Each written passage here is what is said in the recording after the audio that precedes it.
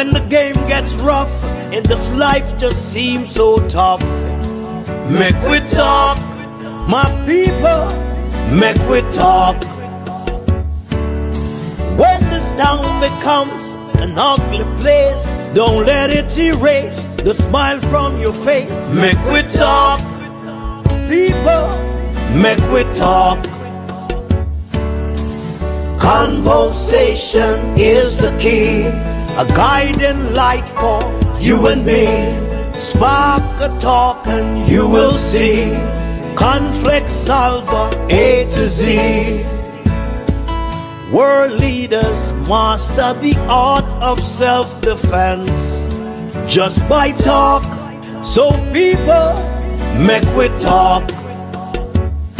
Hey, we're living in a world that on ourselves we must depend.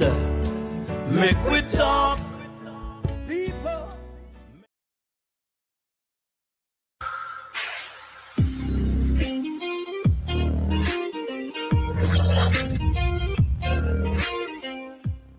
Hi, I'm Dr. Alfred Dawes, and this is UC on Life Support. So far, the picture is clear. The University Hospital of the West Indies, a regional institution of immense historical and medical significance, is in crisis. Not because of a lack of funding, but because of a fundamental failure of governance, accountability, and leadership.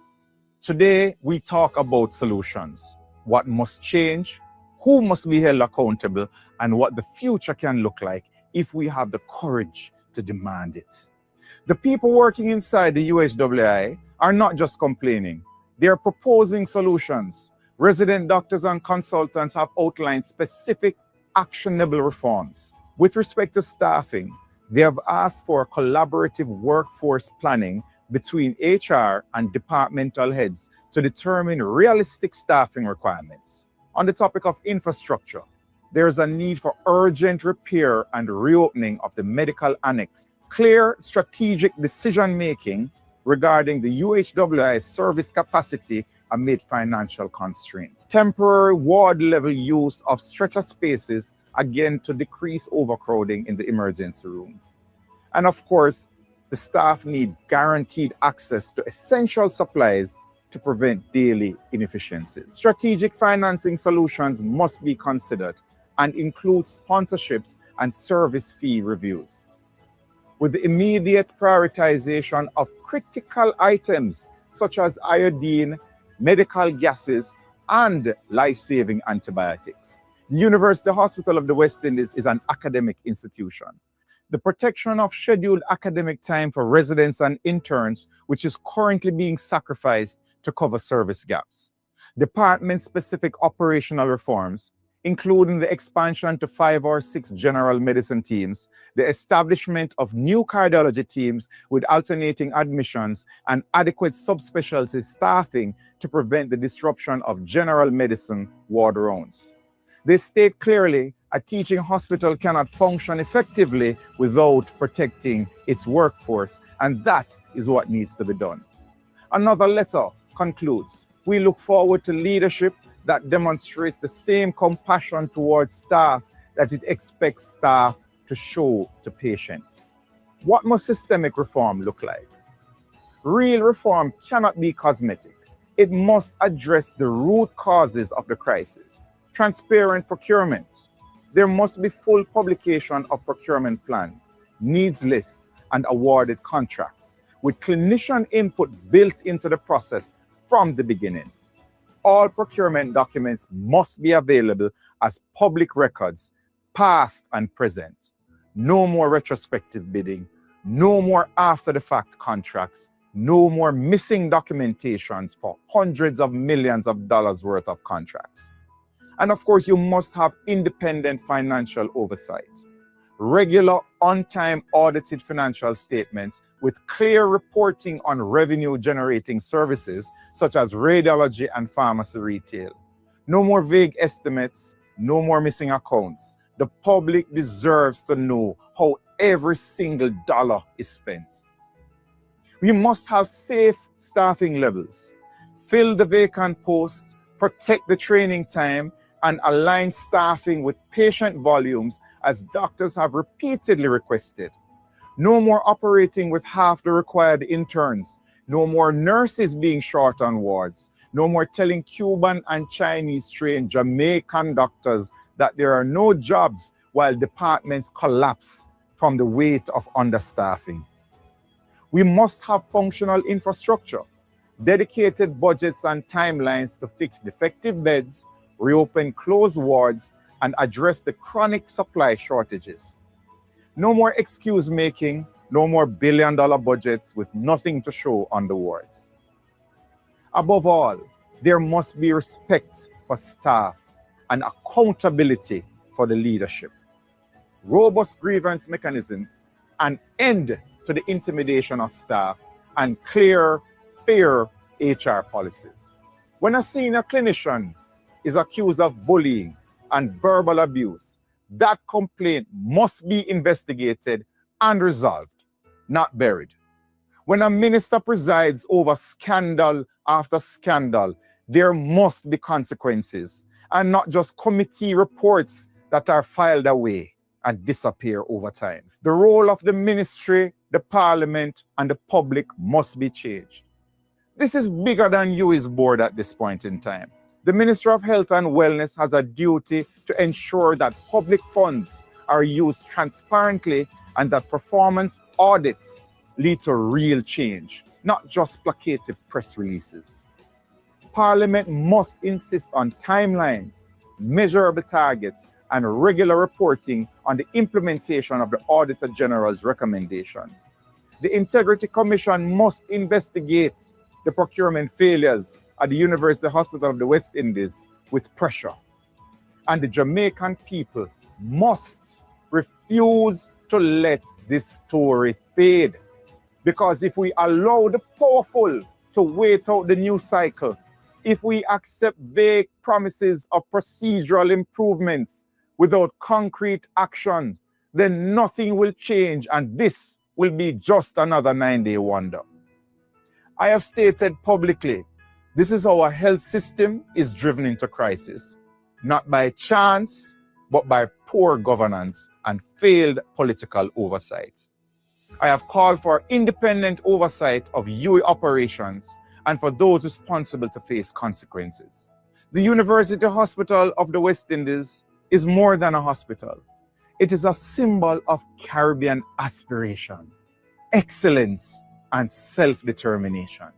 It represents the promise that our people can access world-class healthcare without leaving the region, that our doctors can be trained to the highest international standards right here at home, and that our medical research can contribute to global knowledge and the advancement of the whole human race. That promise is under threat, not from lack of funding, but from a failure of governance and leadership. If we lose the UHII's accreditation, we lose the ability to train specialists for the entire English-speaking Caribbean. If we lose the trust of international partners, we lose research collaborations, training opportunities, and grants. If we lose the confidence of our own people, they will seek care elsewhere and the institution will wither. But if we act, if we demand transparency and accountability and reform, then this can be a turning point, not just for the UHII, but for the entire health system. Over the preceding episodes, we have traced the history of the UHII. We have documented the infrastructure and HR crisis. We have exposed the procurement failures, examined the leadership that enabled them, analyzed the Auditor General's findings, and we have outlined a path forward to the improvement of the university hospital. The evidence is overwhelming. The solutions are clear. What remains is political will.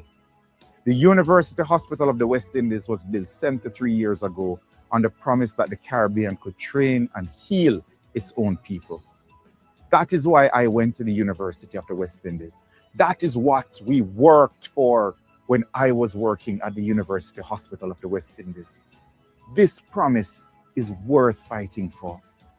It is time for every Jamaican, every Caribbean national, every person who has been treated at the UHWI, trained there, sent a loved one there, or been seen by a graduate of the university hospital.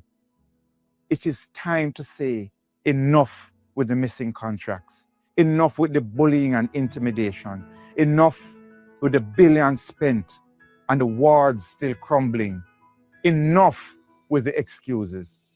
We deserve better. Our healthcare workers deserve better. Our patients deserve better. The University Hospital of the West Indies deserves better. I am Dr. Alfred Dawes. Thank you for watching.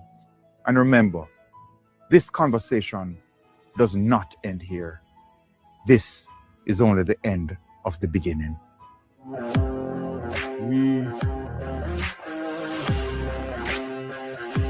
We're standing by to join the People's National Party for a live press conference.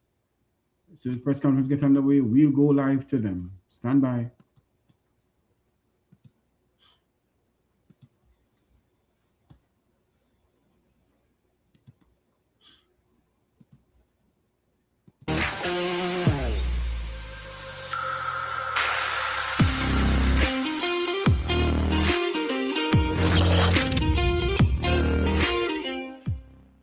Hi, I'm Dr. Alfred Dawes, and this is UC on Life Support. While these scandals are manifesting on a national scale, the University Hospital of the West Indies has its own Manchester boy who presides over a hostile culture with no recourse for complaints as written by the residents of the hospital themselves. UHWI consultants have not been speaking in vague terms. They have put their fears and frustrations in writing. They describe a hostile working environment where there is no recourse for grievances and an atmosphere of intimidation and lack of support by the hospital management team. They warn that in a healthy work environment, no one should even feel that a single person can result in their separation from their job simply because of a difference of opinion, and noting that nothing related to job competence matters. Outside of joint letters to senior management, the story goes deeper.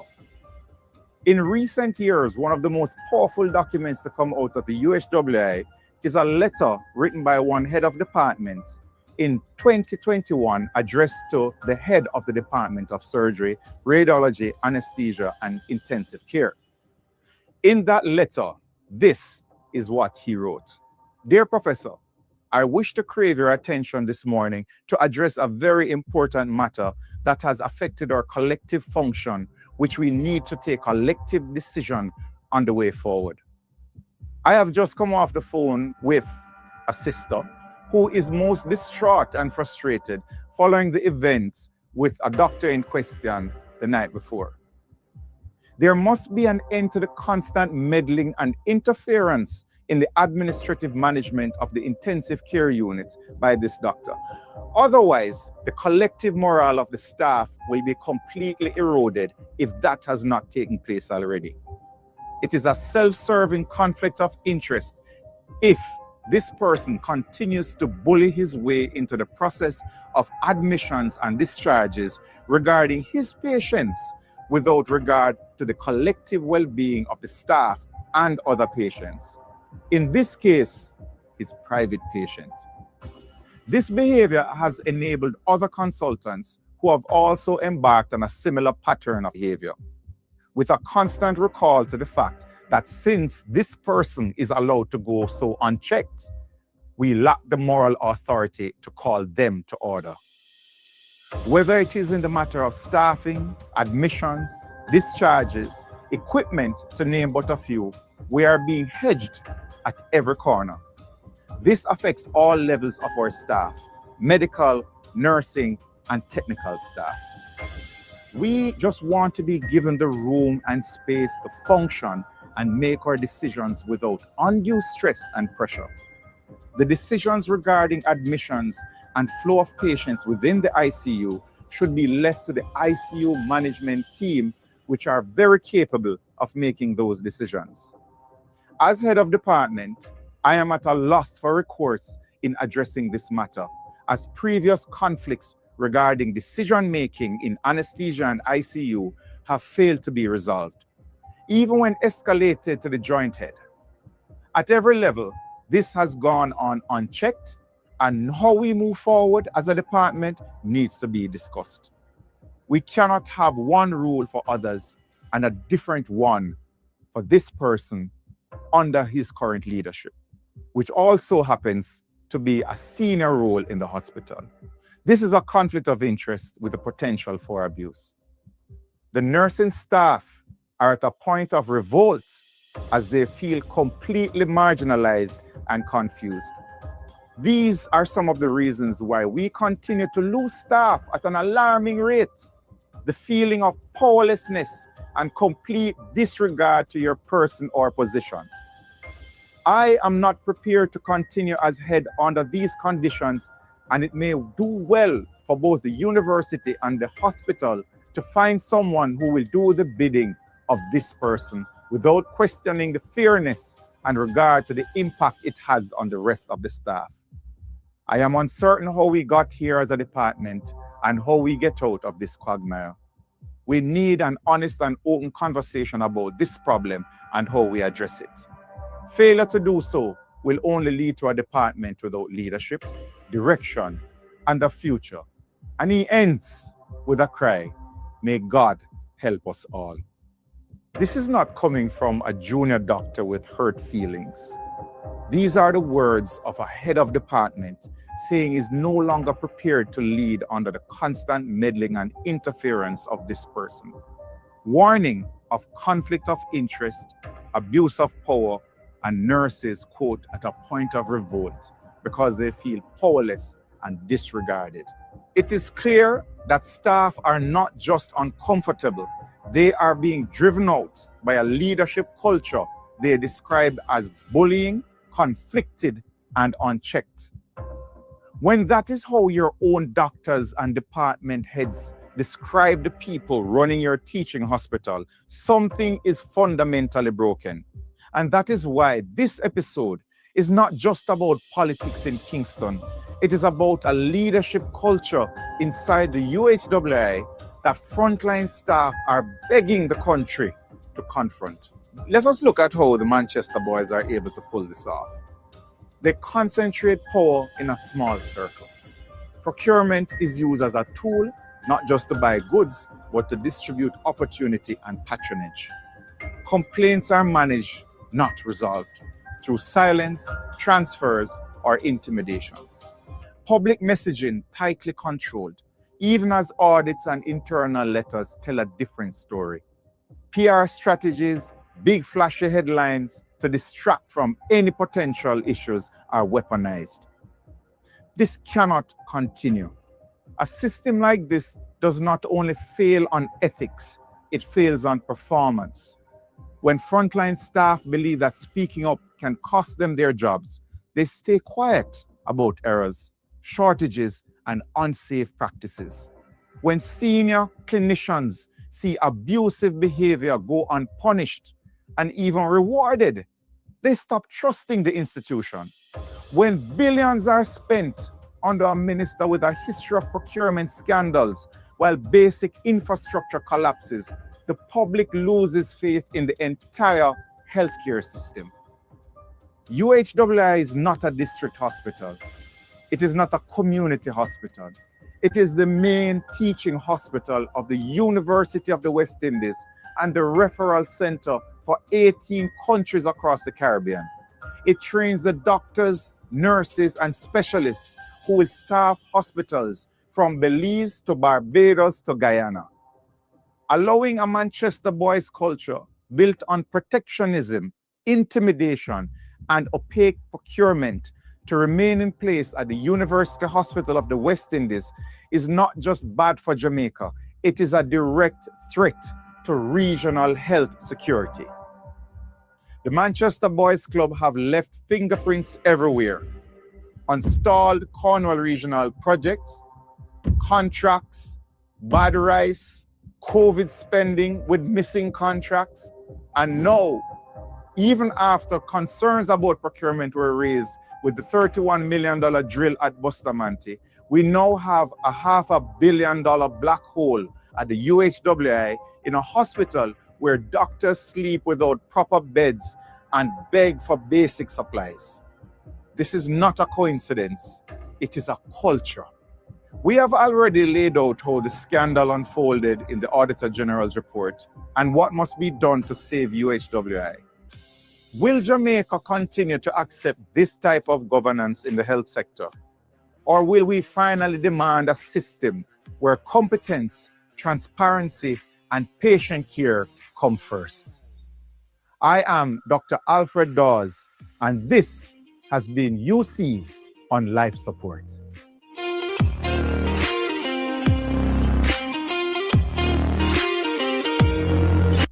We are standing by to join the People's National Party for a live press conference coming in to us from their headquarters over there in Kingston, Jamaica.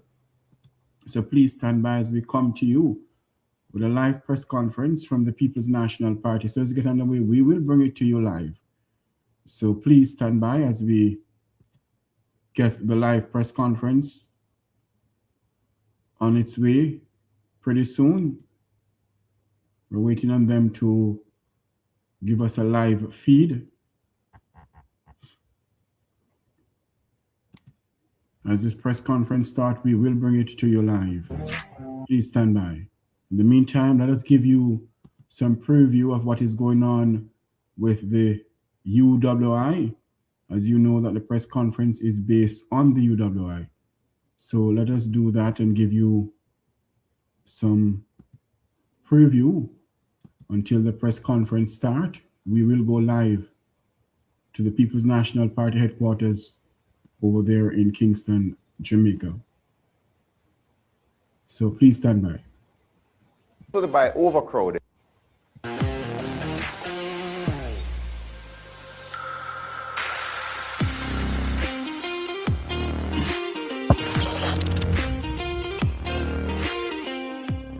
Welcome back to UC on Life Support. I'm Dr. Alfred Dawes. In episode 1,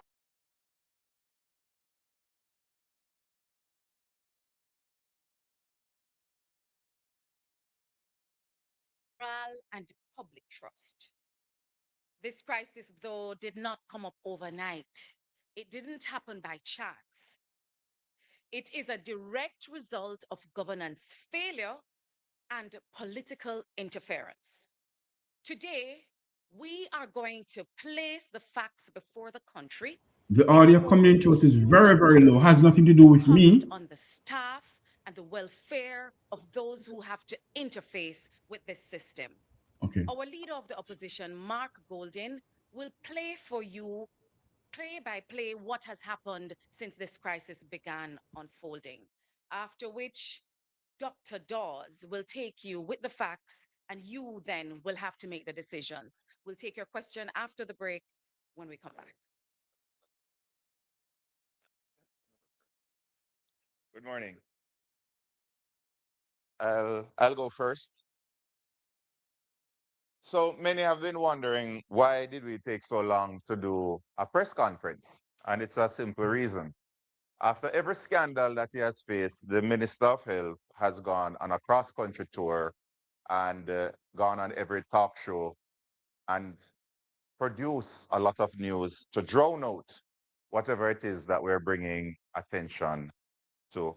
And as a result of that, he has been able to escape time and time again, scandal after scandal. So we decided to do things a little bit different. So we brought things out in the media in a creative way, and then we allowed the minister to do his usual tours. And you would have seen over the last few days that he has gone to most of the hospitals. There have been a lot of sound bites, a lot of stories. He has been on a lot of talk shows. And all of this has served to kill the discourse of what is happening at the university hospital. So now that he has done what he usually does, we are now going to have the press conference that so many are dying for. So we want to bring back the attention to the University Hospital of the West Indies this morning. And the reason why we have to bring back the attention to the University Hospital of the West Indies is because it is the premier teaching hospital in the Caribbean. So it's not just a regular hospital where you go and get treatment. This is where doctors, nurses, physiotherapists, lab techs, many healthcare workers are trained. And if the university hospital loses its accreditation, it can impact on healthcare across the region. Not only does it serve as a teaching hospital and it is in danger of losing its accreditation and as a result affecting the University of the West Indies, but it sees about 10% of the Jamaican population every year, and it is a type A referral hospital. So we have to preserve the University Hospital of the West Indies. And what has been happening, especially over the last few years, is that the hospital is almost in a death spiral because of poor governance. Now, the minister has repeatedly distanced himself from what is happening at the university hospital. And he has basically cast blame on the departmental heads. We cannot allow this to happen another time. We cannot allow the deflection and the distraction to allow it's far to take away from the substantive issues. We have to stop it now because the consequences are too great. When the former board tried to enact reforms, they saw evidence of fraud, they saw procurement irregularities, and they sought to correct them. They had a CEO brought in after an exhaustive process where they had over 30 applicants. That CEO was a professional who was supposed to bring forward the reforms at the university hospital. The acting CEO of the time was not shortlisted. He was not deemed to be qualified for the job. But then the minister directly intervened and the board was dissolved. A new board was formed. The CEO who was selected to oversee the reforms at the university hospital had gone back because they thought that they were going to work in a hostile environment. And who did this new board select to be the CEO? The same acting CEO who was not qualified for the job, according to the HR panel. This is the same CEO who has overseen the scandal that has plagued the University of the West Indies that we're seeing in the Auditor General's report. Now, when a minister steps in and fires a board who is trying to enact reforms and puts in place somebody who presides over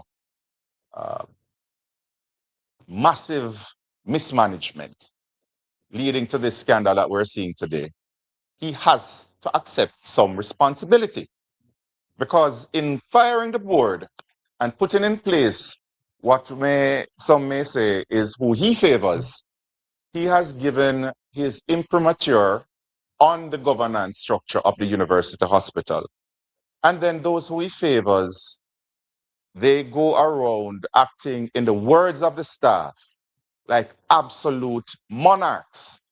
And this has led to an HR crisis at the university hospital where disaffected staff have written letters of complaints, where they've had meetings where the notes have been sent to the board, crying out for change. They have highlighted procurement issues, irregularities. They have been sidelined from the process. There has been a mismatch between what they need to function properly and the needs of the senior management of the university hospital, leading to dysfunctional equipment and services not being able to attend to patients because there's been a reliance on infrastructural developments rather than giving them the tools they need to work with. We have to mention, of course, the Sagicor Foundation's donation to the hospital. And it is being spun as if we are attacking a private sector entity. No, we're not. We feel sorry for Sagicor because Sagicor had all good intentions to help the pediatric unit at the University Hospital. The pediatricians were very involved in the Sagicor Foundation's efforts to raise the funds. But then Sagicor was misled, hoodwinked, taken for a ride by senior managers at the University Hospital who told them that the pediatric department had bought into the reallocation of the resources. So instead of the $75 million going towards the pediatric ward that it was initially earmarked for, it went towards a CT scanner purchase. And the poor organization, not knowing what was going on, went along with it. The pediatricians were basically told by some managers that they are not getting the money. The money is going to be used elsewhere, and they have no say in the matter. In their words, they feel like they were used.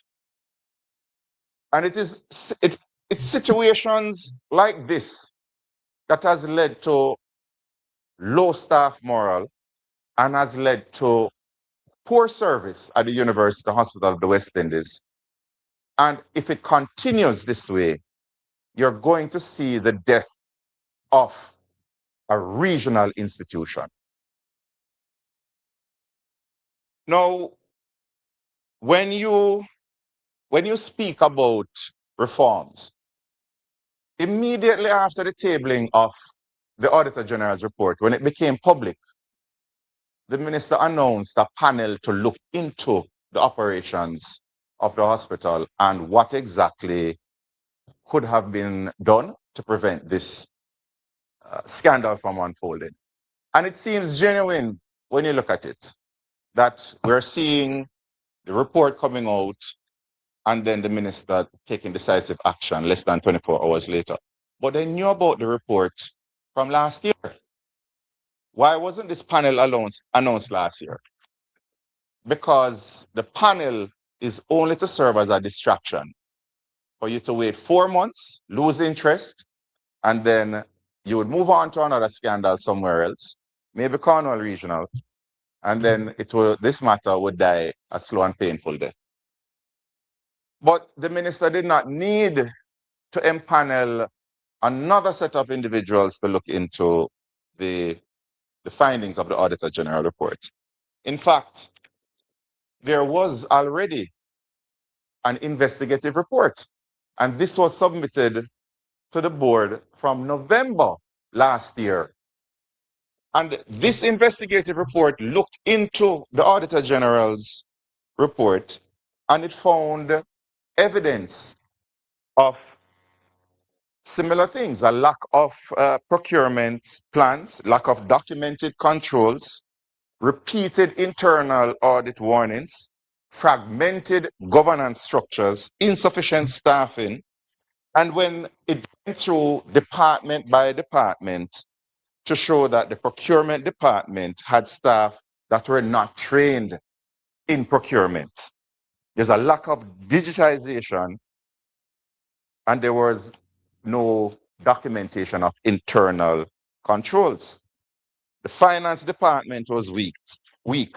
The internal audit department, they repeatedly flagged issues, but no action taken by management or the audit committee. And of course, they had insufficient staffing and insufficient space to perform their duties. You look again at system-wide governance failures. Audit committee not performing its statutory role, CEO and senior directors not enforcing internal audit recommendations, no coordination between internal audit and risk management, and of course, again, insufficient digitization. The office of the CEO was flagged repeatedly for breaches. The CEO, reading from the internal audit, the internal investigative report, the CEO confirms ultimate responsibility for operational decisions, including procurement approvals. We know where the buck stops, and we know who allowed the buck to stop there. So we do have not just the findings, but we have the recommendations. So I don't know what this new panel is going to add when this investigative committee has already said that we should establish board-approved annual strategic procurement plans. We should have digital procurement. We should have immediate training and certification of all procurement staff, increased staffing, and of course, strengthening the audit committees. It's all here. It's all here. There's no reason to have another panel. Is the minister aware of this investigative report? And if he is aware of the investigative report, why was this not made public? And why is he creating another panel instead of insisting on these changes? Again, it speaks to PR over the need and the political will for reforms at the university hospital. I'm going to close by reading something. In spite of everything that's happened, repeatedly, scandal after scandal that have been brushed away by an untouchable minister with his untouchable servants, we have to take firm action in this regard.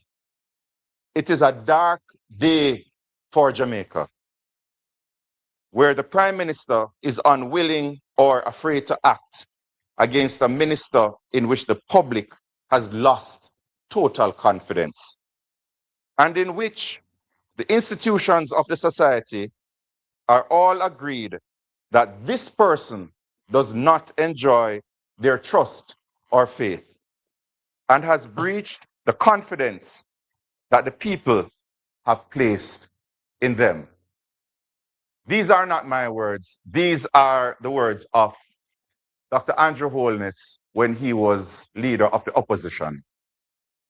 Thank you.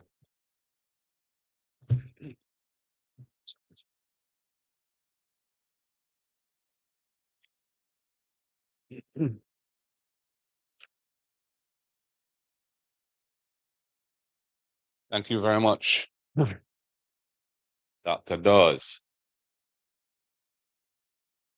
I come to this matter as somebody who was born and grew up on the university campus. My father served at the University Hospital of the West Indies for over 40 years to the date of his death.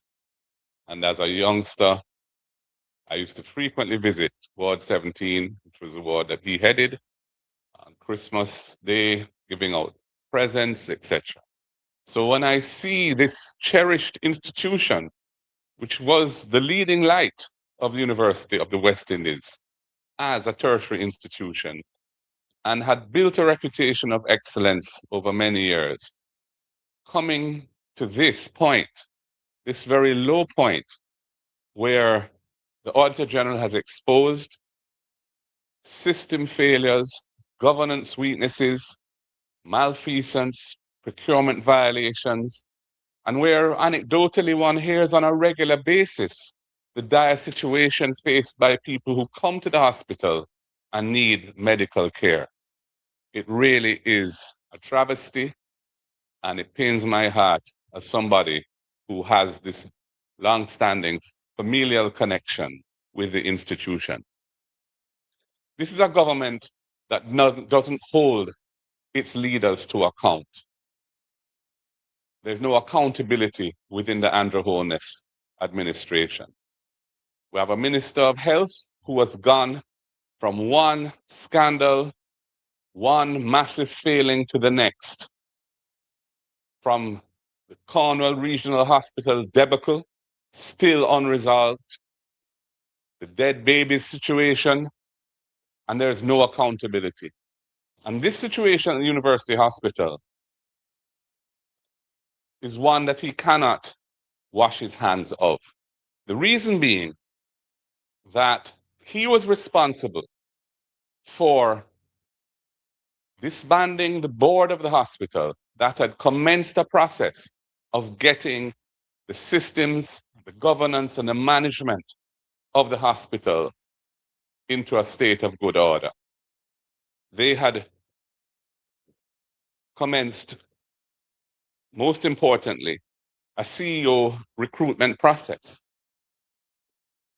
And that was a professional and transparent global search for a suitably qualified and experienced person to take over as the chief executive officer of the hospital. And a firm that was experienced with Government of Jamaica protocols, received over 40 applications, shortlisted 6 qualified candidates, and the board's Human Resources Subcommittee unanimously selected a top candidate who happened to be from overseas. That board also implemented successfully long-stalled hospital information management systems that have been inactive since 2017. And they had revived that in 2022, 2023, and were getting that on track.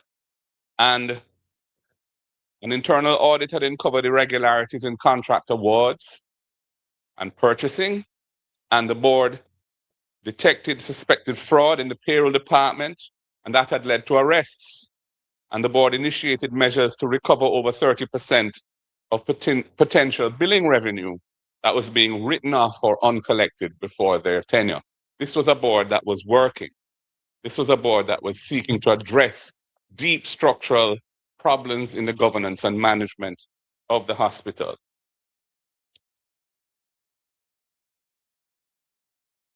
The account of the then chairman of the board that was dismissed, I think, in December 2023, speaks to the selected CEO candidate having withdrawn due to unwarranted pushback from elements that were opposed to this positive change.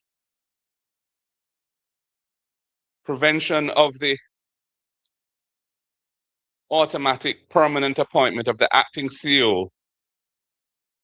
Seeking to do that, the board voted to appoint another senior director as acting CEO because they were faced with a situation where the chosen person was effectively driven out, and they did not want to return to the status quo, which they were seeking to move away from in a positive direction. And that is when the minister intervened, overturned that board decision, insisting that the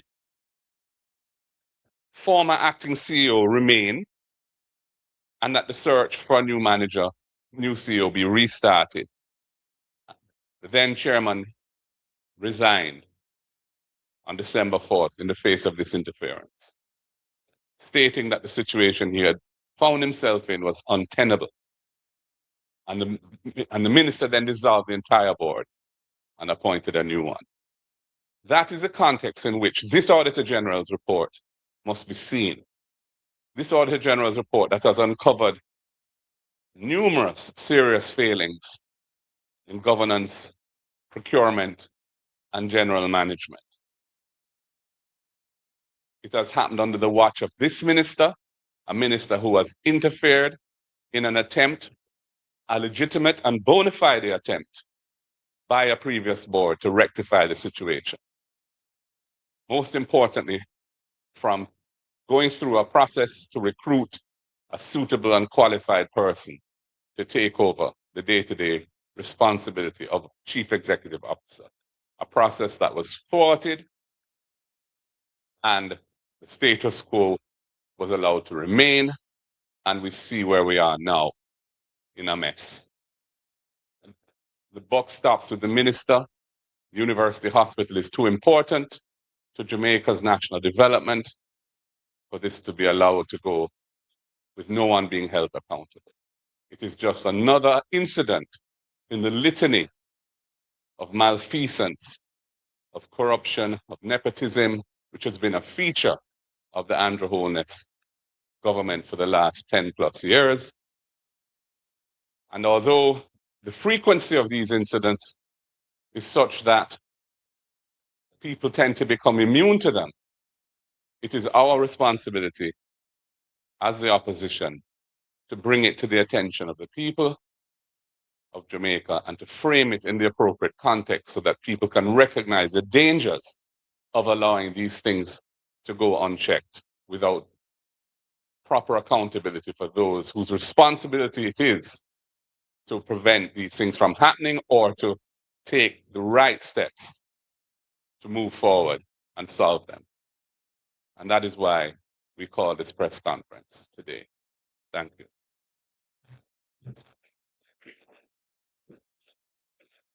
Now, there you have it. If you have questions and you're in the room, please indicate by raising your hand and we'll get a microphone to you. Please say your name and the news agency you represent. If you are online via Zoom platform, please use the raised hand icon. We will acknowledge you. If you wish to speak, you'll be acknowledged and you'll be permitted to go ahead, or we can read a message and question for you if you put it in the chat. Good morning. My name is Nakinski Robinson. I'm from TVJ News. My question is for the opposition leader.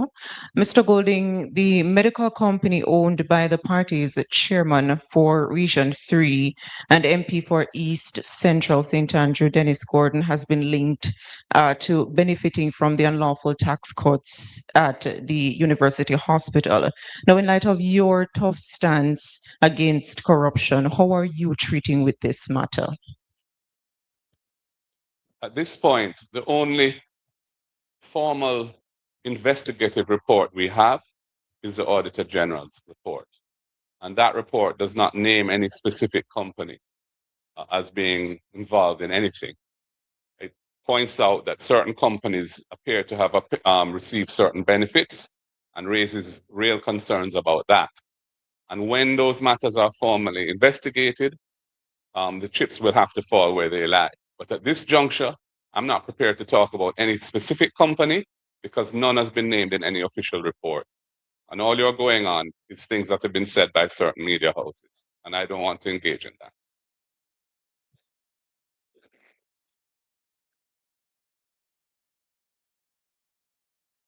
Follow up to that question, Mr. Golding. Siobhan Campbell from Nationwide News. The matter raised by my colleague, have you actually raised it with the chairman of Region 3, that's Dennis Gordon? Has he given you an explanation or an answer regarding the allegations raised?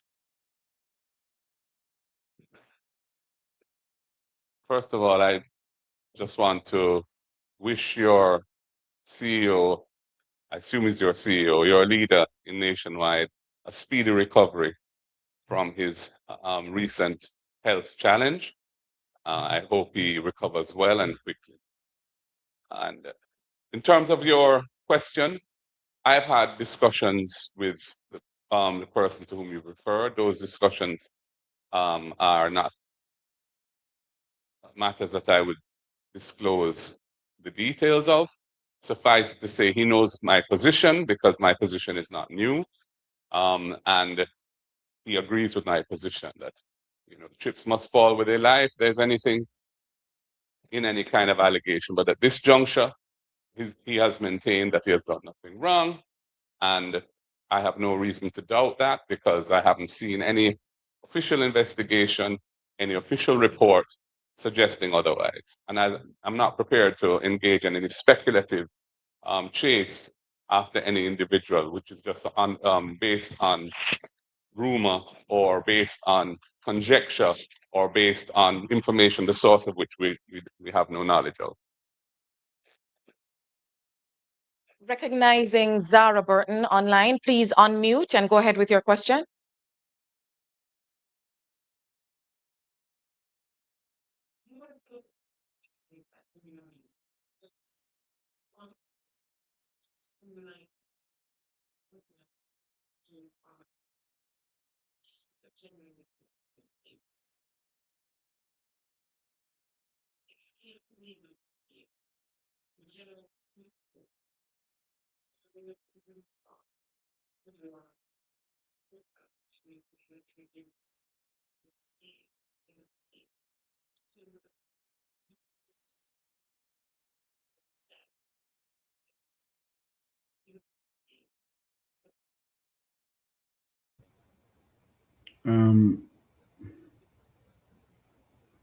We are not hearing what Miss Burton is asking. I don't know if they're trying to work on the situation.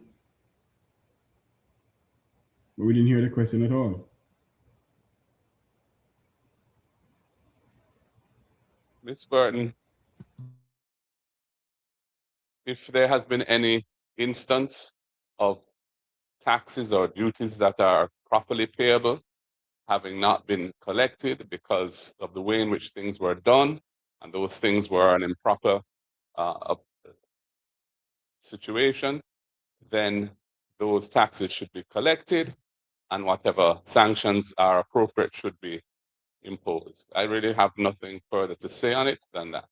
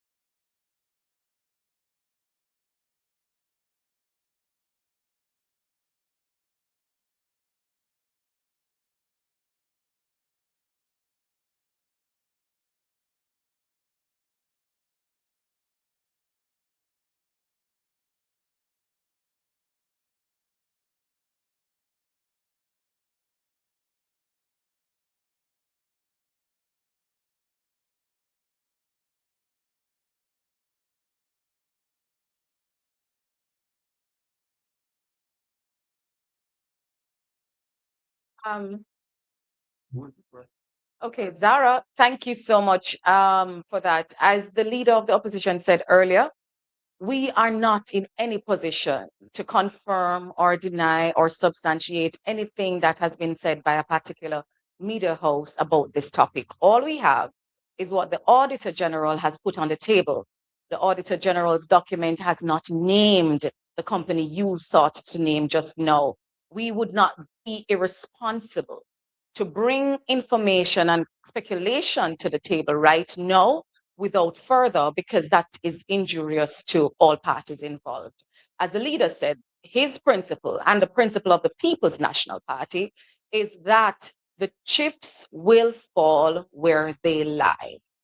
All parties are aware of this position. Please go ahead with your question, Siobhan. Yes, unless there's more questions regarding this matter, I did make a promise to my listeners that I would ask this the next time I had an opportunity, so I bring it here. We're still in the recovery phase from Hurricane Melissa. The People's National Party has courted donations from individuals on behalf of that effort.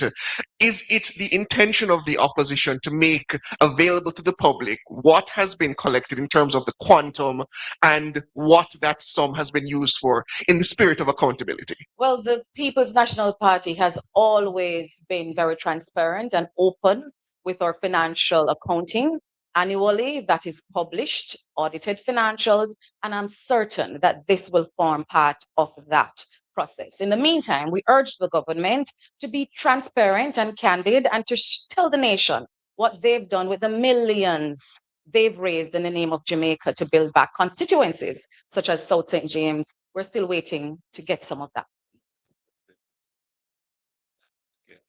So yes, we have put in place a structure. We created a new structure after Melissa with a national disaster risk management committee within the party.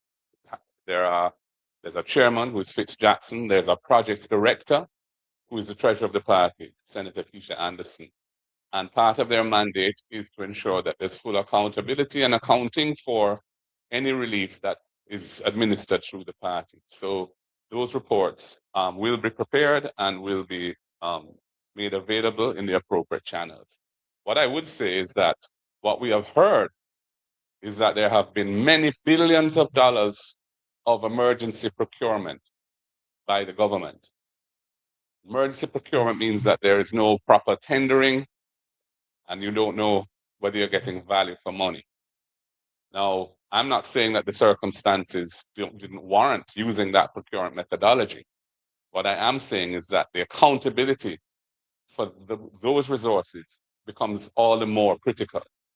And we don't know what mechanism the government is going to provide to assure the public that those resources have received value for money. I remember arriving in Black River a few days after Melissa, and I saw a member of parliament, not from St. Elizabeth, on a street corner. And when I asked, I was told trucks were being used for the cleanup. So there you go.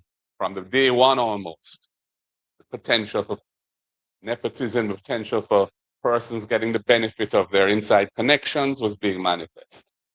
And so I feel that this is very important and that I ask the media to ensure that they hold or try their best to hold those who are responsible for these huge resources being expended are held accountable for how it's being done.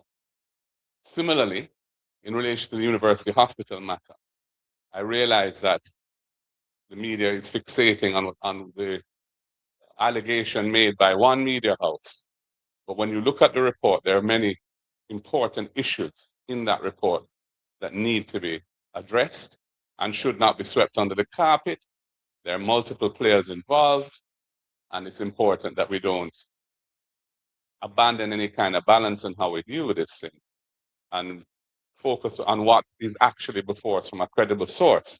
And the only credible source presently having provided any information to the public on this is the Auditor General through her report.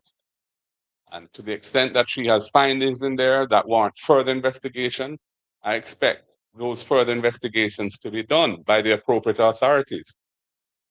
And when they make their findings, we will address them. But at this point, we're not proceeding on the basis of speculation, character assassination, or anything of that nature. As I said, I have spoken to the persons involved. They have given me certain assurances, and at this juncture, I'm waiting to see how the matter develops in light of the report that we have, which is the Auditor General's report. Recognizing Janella Perseus. Please unmute and go ahead. Thank you so much.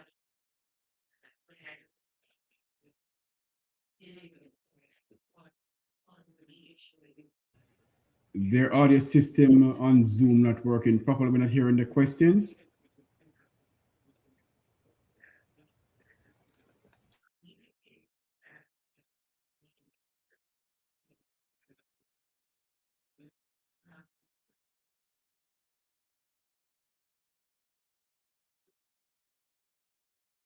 Please stand by. It has nothing to do with us. The audio system on their end, where the people are asking the questions, the journalists are asking the questions, their system not working properly. So I don't know what was the question and who's going to answer the question.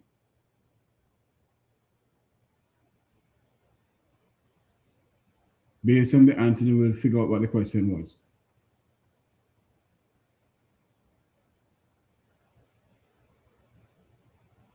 All right, so I'll take the first and the third, and the party leader will speak to the issue regarding the permanent secretary. So I'll say again what has been said by Mr. Golding, and that I repeated.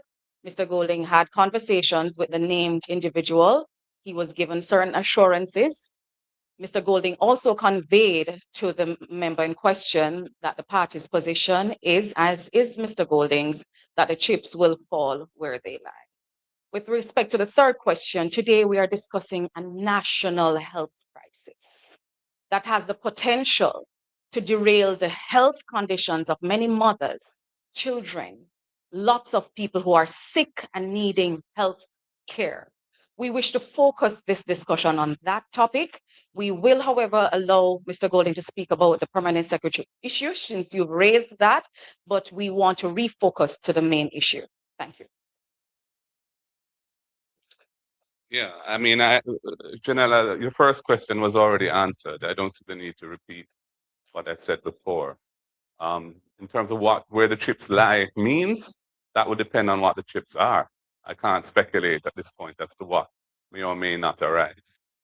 On the third question, I'm here, I'm doing the party's work, and we're going through a process of appraisal and making the necessary organizational decisions so that we will get past the line next time.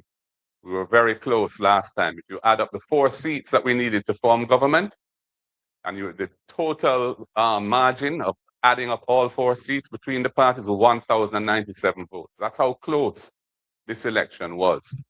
So we have a lot to be encouraged by, and we're going to be doing the necessary things that we need to do to make sure that next time around we cross the tape first. In terms of the second issue, my concern is that the permanent secretary in a ministry is a very senior position in the civil service. That person is the administrative head of the ministry. It's a permanent secretary. It's a permanent position that lasts for the career of that individual normally, once they're appointed, the rest of their career. And our tradition and our expectation is that the persons who hold those positions are not politically connected, are not known to have any kind of political affiliation or connection, because they have to serve successive administrations and must command the trust and confidence of the government of the day, which will change from time to time in a democracy such as ours. And that is the reason why I objected to this particular appointment. I have nothing against the individual concerned. Indeed, I've had quite cordial and productive dealings with her over the years as an MP through when she was in her former position. It's nothing to do with her as an individual. It's the principle of this which is important. And we mustn't allow our principles to just slide away. At the end of the day, we're just governed entirely by opportunism and what suits the power interests of those who hold power. We must protect the democracy that we have and not take it for granted. Surely international events show the importance of that. And that is why I said what I said in relation to that specific appointment. All right. We want to thank the members of the media who took the time to join us today. We hope that you'll be able to telegraph to the public the issues that were raised today by Dr. Dawes and the leader of the opposition. These are issues of national importance, and we hope that they will be given the time to be ventilated in a proper space. Thank you for joining us. Good morning. There you have it. You just had a live press conference from the leader of the opposition office over there in Kingston, Jamaica. And they've been asking questions about what other media houses are saying about Mr. Dennis Gordon.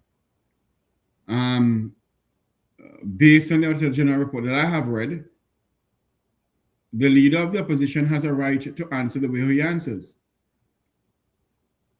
And many of us won't accept it. What we need to do is get the Auditor General report and read it. Request the Auditor General report to read it. Then you'll understand if those people are involved in it. And if they're involved, I hope and I pray that the leader of the opposition will let the chips fall where they lie. You know, it's a shame that our health sector in this country has gone to the dogs. Billions of dollars spent on Coronel Hospital, and it has not been finished. From 1962 until this blessed day, you ask the question, are they taking the health sector and education sector in this country seriously? You have never seen so much nepotism and cronyism on an administration like this one.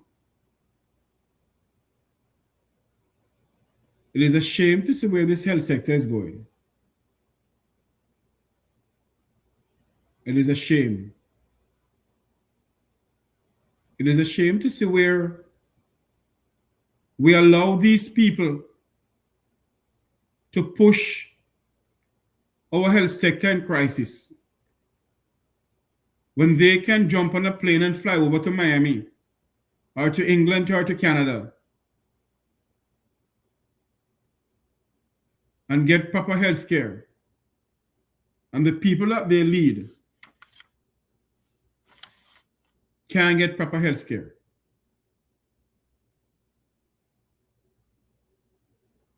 Many of us are asking questions about a lot of things. Let me divert on something here. No political party is supposed to own any media house. None. Social media is the way to go. And I do not believe any political party should be investing in any media houses. And I'm pretty much sure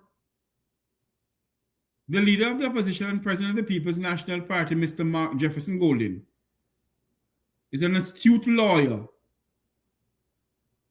and an investment banker. He's not an idiot to go and invest money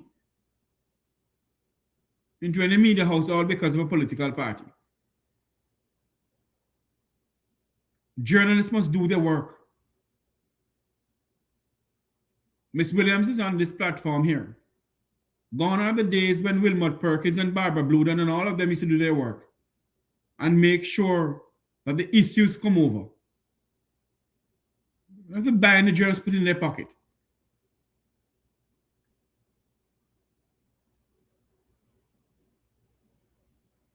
You see?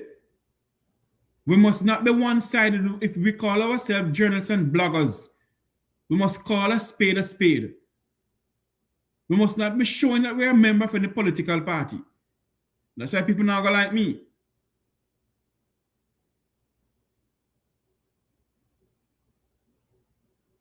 So my take on any political party owning the media houses, it's wrong.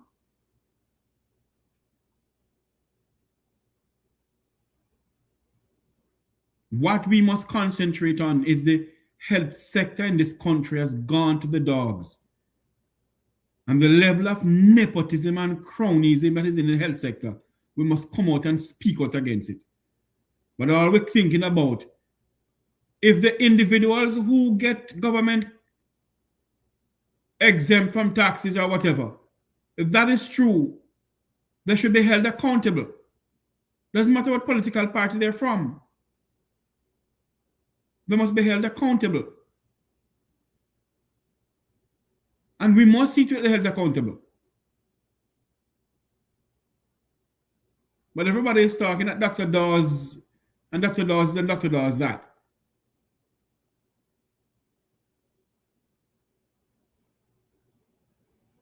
They must be held accountable, man. Back in the days when you have investigated journalism, let's go back to that for a bit, with Barbara Bluden and Mutty Perkins and RJR and JBC. It's no longer here.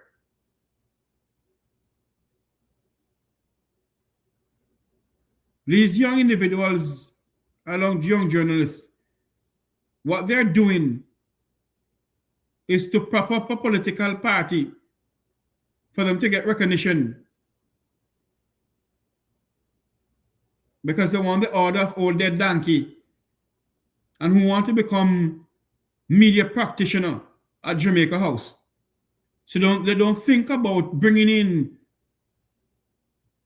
the relevant journalism work they're supposed to bring in. The damn shame and disgrace. But let us not continue pressing on these people. We must find the truth and let the truth comes out. What we must do, you get a copy of the Auditor General report and read it with understanding. And as what Mr. Golding said, if the gentle people who are involved, whose name are called, if they're involved in it, then let the chip fall where they lie. And my take on it, if they're involved in it, and there should be let investigate them. Just like the whole thing with Dwayne Vaz and the counsel from Westmoreland. If Mr. Vaz sexually harassed that young lady by calling her phone or whatever, then let the investigation continue into what the young lady said that Mr. Vaz did. Mr. Vaz is above the law of this country. And if he continue calling the young lady and asking her for whatever you want to ask her for, and it can be proven, then let it be proven. Not because we're from a political party. No, no.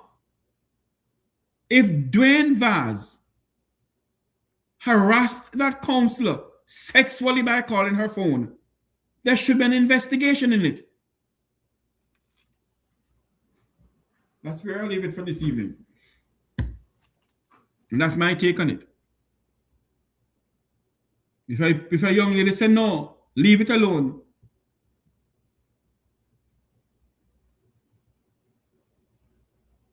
If a young lady says no, leave it alone. I have no proof that he was sexually harassing her. I have no proof in it. What I am saying, if that is so, then let there be an investigation. I have no proof in it. I have no proof that Mr. Gordon's or whosoever company was involved in any procurement at the UWI.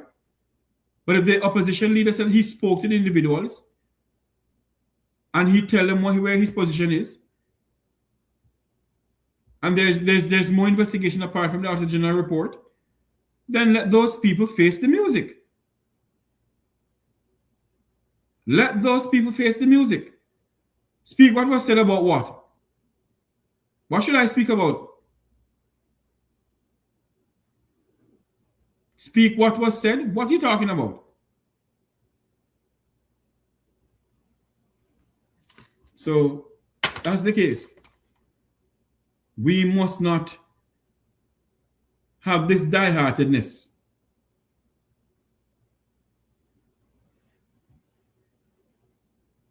And if we don't put away this die-heartedness, this country won't come any better. Because every time we come on social media, it's all about die-heartedness. Exactly what is sexual harassment, I don't know. So if she said he was sexually harassing her, or whatever he was doing, let there be an investigation. Let the chips fall where they lie. Anyway, our health sector is in crisis and we must speak out more about it. Gotta run. Oh, gotta run. Sorry. Hello? Miss P in the part here right now. I'm on air, but the phone is not on air. All right, go ahead. Okay. Go ahead. All right. You know what my problem is? Mm-hmm. The press conference is about the health crisis in Jamaica. And most of all, the UWI, when all we are, most of we grew up on, it's a teaching hospital for the region and everything that goes on there. And it is in a crisis. And we put out the opposition talk on it. And these journalists, some of them, ask him some question. This man from Nationwide, sir, in the name of Jesus Christ of Nazareth, you better go sell some orange downtown. You ask him man about Melissa money and where the opposition will ask if we ever hear anything about it. Come on now. The Prime Minister get billions, if not trillions of dollars. And people, the Westmoreland and the Tarpaulin. Mighty God. Hospital not that have nothing same way. And you come and ask the opposition who do not have the purse.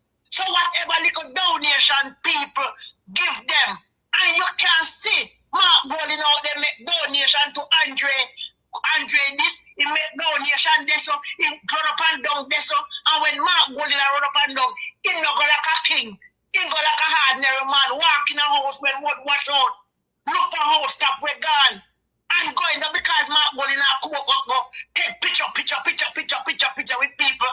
Come on, find man. And some of the people when I try to look, come on. The man say talk with Mr. Garden, and if it's true, this ship is gonna lie where fall. That means to say Mr. Garden guilty of some foolishness, he might go expel him or whatever it come to, because he know where he stand for. And the next thing he cannot say because they are working with what the Auditor General report say. So if the Auditor General report say, Mr. Garden, so, and Mr. James, so, and Mr. John Brown, so, that is what him off with. He now run with no hearsay. We come from nationwide. Let me tell you what that mean. And when he gets something officially, he say, yes, this is that and that is this, that is what him going to work on. So, who not like you, so, I tell them, say, you know, you're not crony, this is no thief, you know, corruption. Because you cannot fight against corruption, and then somebody, a member of your party, in a corruption. We the PMP now go stand for that. Right, until the investigation has thrown out and we see it. So the man said, let the chips lie where it fall. Why you not can't understand? Why you not understand? All right, Mr. Enough time the people tell life and people are miss. I take a thing. Mr. Finch is similar to my train with. He give you one something about news. And by the time it grow and come back to you, a different thing come back to you. So you have to wait until everything is investigated, officially passed, then you make your judgment. I just simple that. I put some journalists. I tell them something, you know, on responsible for enough things we have in this country. Responsible because we not ask the pressing question and the right question. Look at the health sector in the name of Jesus Christ. Look at the health sector. It will affect you, your mama, your grandpitney, your great grandpitney. We want UWIA. People from other region come here, come train as doctor, nurse, and whatever in the health sector. And it is crumbling. And that is what we are talking about. Yes. And that we are talking. See, if you let them get strokes. Right? But that's what depends. Jeffrey. No, Miss P. Miss P. Yeah, Mr. Mina. Hold on, Miss P.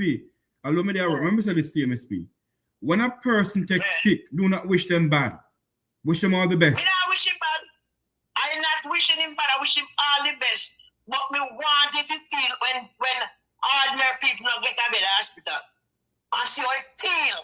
That's my problem. Okay. Make ordinary, there you get strokes and we go down there. See, me someone there down a sentence, be hospital. She gets strokes and she go down there, go dead. Who? In a chair. And a stroke she get. Okay. Ordinary Jamaican. So me want if it them, when they on the ear, and when if it do the right thing, and say the right thing, and demand accountable, and see when you reach on your doorstep, how you feel? Mighty God, this is that, those are the things that hurt me. All right, Miss P. So anyway, Jeffrey, yeah, big up yourself, stay warm, keep safe. Yeah, man. And ride out on the storm. Say Believe hi you- to wife and family. I will. Believe you me, this morning is cold. Today, really cold. So I see somebody right Put in on your socks. I see somebody right in that chat room. I see somebody right in that chat room say, how Jeffrey have on so much something on a warm state, you know. You know, sometimes Warm state? some people can ask some really stupid questions. Anyway, Miss P gotta run. Yeah, then say come Saturday, Jamaica go cold because the cold I left Miami, Florida, come straight down. All right, there we go. Look All up right. yourself. Yeah, man, cool. Yeah. Okay, bye. This is where we're gonna say so long. Gotta run. It has been a pleasure bringing you the press conference from the People's National Party headquarters, or the opposition leader rather, the opposition leader office in Kingston, Jamaica. So we gotta run. I want to say thank you all very much, and all we have to do is continue praying for this country of ours. That's all we have to do, and put away the politics and think about us as a people. Miss Williams, I'm at work. I gotta run. All right. Later. Okay then. All right. All right, everyone. Thank you all for coming on. God bless you. May God bless our island home, Jamaica, land we love. Remember to like, share, and subscribe. Join us again this evening for the next 7 episode of the Make We Talk program. Good evening or good afternoon.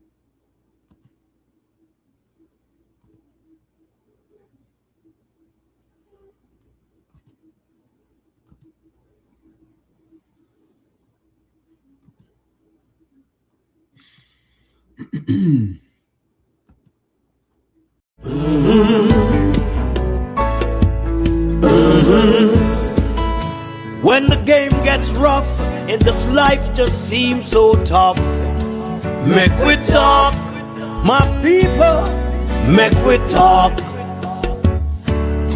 When this town becomes an ugly place, don't let it erase the smile from your face. Make we talk, people, make we talk. Conversation is the key, a guiding light for you and me. Spark a talk and you will see. Conflict solver A to Z. World leaders master the art of self-defense just by talk. So people, make we talk. Hey, we're living in a world that on ourselves we must depend.